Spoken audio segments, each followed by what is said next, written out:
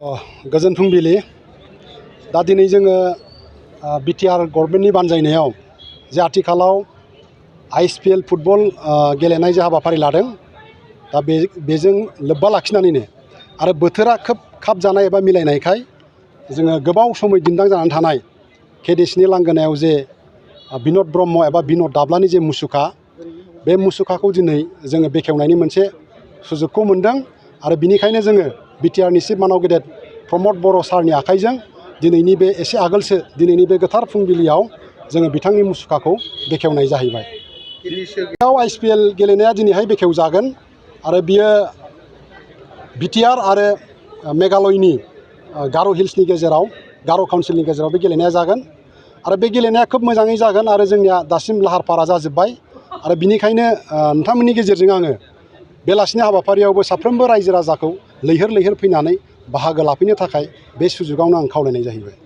बिन'द दाब्लानि सोमोन्दै बुंनांगौब्ला सिनियर प्लेयारफोरनाव नोंथांमोनहा सोंहैयोब्ला साबसिनै बिथांमोनहा बुंनो हागोन। दा केडिसिनिफ्राय आं बिथांखौ जेखिनि मिन्थियो आरो बिथांनि लिरलांनाय जारिमिन हिसाबै बेखौनो बुंनांगोन जे बिथाङा 1924आव जोनोम जादों आरो 2005आव बिथाङा रुंसारि जालांदों।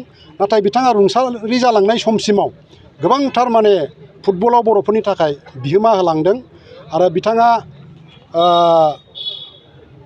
1978आव मोनसे फाखरुद्दिन आली आहमेद स्पर्ट्स फाउन्डेसननिफ्राय बिथाङा मोनसे बान्थाबो मोननाय जाहैदों आरो थैखांनायनि उनाव बिथाङा आसाम गभर्नमेन्टनिफ्राय 2008आव स्पर्ट्स पेन्सनारबो बिथाङा मोननाय जाहैदों आरो बिनि अनगायैबो बिथाङा क'क्राझाराव मोनसे बारहुंखा स्पर्ट्स एथलेटिक्स क्लाब गायसनलांदों आरो क'क्राझारल' नङा आनडिभाइडेड गवालपारा जिल्लायाव बै समाव बिथाङा माने फुटबलनि बेलायाव ओरैबायदि लिड खालामदों जेराव बिथाङा जोंनि माहारियाव एबा आसामाव बा लवार आसामाव फुटबलनि प्लेटफर्माव बा फुटबल मोनसे इभेन्ट्सखौ बिथाङा माने बेगर फोनानै गालांदों। जोलुर मोजां मोनग्राफोरनि थाखाय गोजोनथाव खौरां गिबि खेबनि थाखाय बिटिआर हालामाव सेथि खेब आइएसपिएलआ खुंफुंजागोन। बिटिआर ओनसोलाव लाइमोनफोरखौ जोलुरनि फारसे गोसो बोहोनाय जोलुरखौ जौगाहोनायनि थांखिजों बिटिआर सरकारा बे बादायलायनायखौ खुंफुंनो थिरांथा लादों। सा सानजा भारतनि 6 सिडुल ओनसोलाव थानाय मोनजि गेलेग्रा हानजाफोरनि गेजेराव बे बादायलायनाया जागोन। बादायलायनाया फैगौ 9 अक्ट'बरनिफ्राय जागायनानै 23 अक्ट'बरसिम सोलिगोन।